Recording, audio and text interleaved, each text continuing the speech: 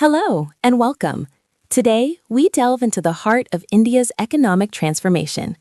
While many focus on the booming stock indices, there is a silent engine powering this momentum: the massive surge in domestic credit. India's total credit to the private sector has crossed a staggering $1.5 trillion, marking a historic shift in how borrows, builds, and grows. For investors and professionals, understanding this credit boom isn't just about tracking numbers. It is about identifying the structural tailwinds that are redefining the Indian financial landscape. From local kirana stores to massive manufacturing hubs, credit is the fuel for the engine. But what exactly is driving this unprecedented accessibility to capital? Let's break down the mechanics of this silent money engine. At the core of this boom are the non-banking financial companies, or NBFCs. Often called the shadow banking sector, they provide the agility that traditional banks sometimes lack. Unlike scheduled commercial banks, NBFCs can tailor their products for niche markets, reaching the unbanked and underbanked segments of the population. Currently, NBFCs account for nearly 25% of the total credit market in India. They are the primary financiers for commercial vehicles, gold loans, and microloans. For a strategic investor, these entities represent the front line of India's consumption story.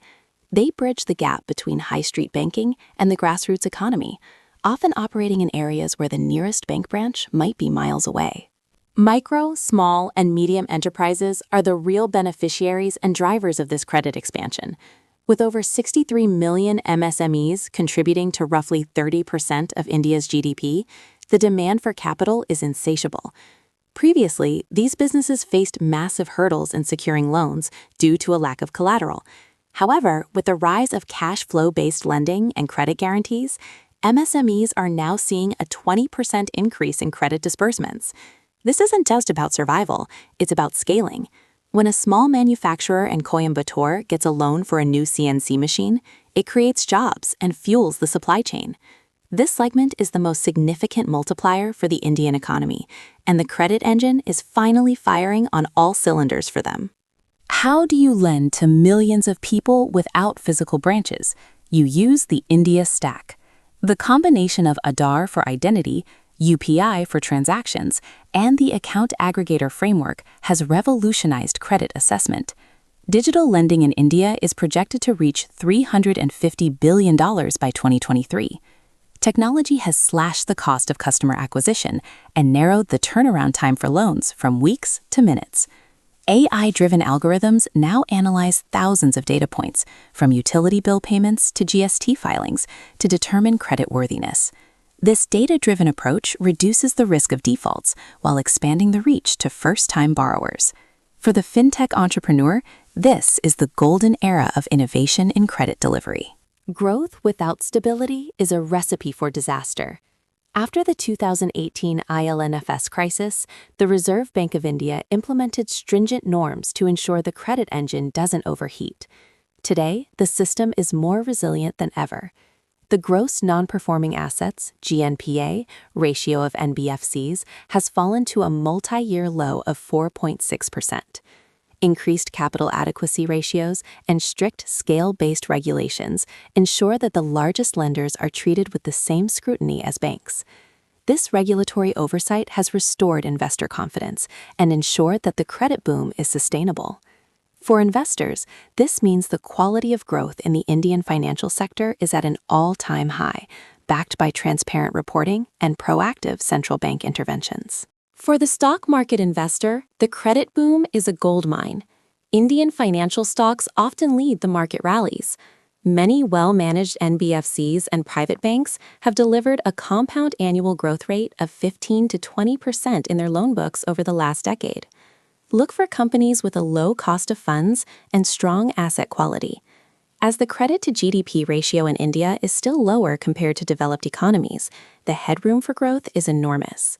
We are seeing a retailization of credit, where personal loans, credit cards, and mortgages are driving high-margin growth. However, the key is to identify lenders who prioritize risk management over pure volume growth. Diversification within the financial sector remains the safest bet for long-term wealth creation.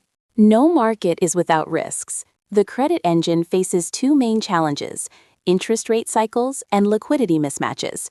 When the RBI raises repo rates to combat inflation, the cost of borrowing for NBFCs goes up. If they can't pass these costs to customers, their margins shrink. Additionally, asset-liability mismatch, where short-term borrowing is used to fund long-term loans, can lead to liquidity crunches. Professionals must keep a close eye on the net interest margin, or NIM, of these companies.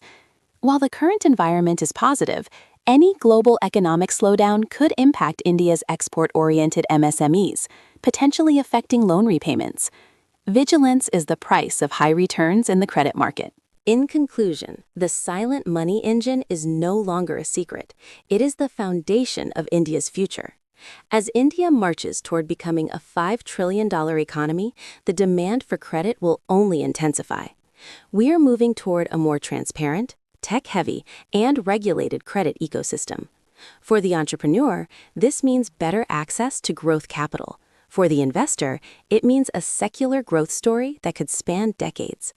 The credit boom is not just a trend, it's a structural pivot that is democratizing wealth and opportunity across the nation. Stay informed, stay invested, and keep an eye on the lenders who are powering this revolution. Thank you for joining us in this deep dive into India's financial future.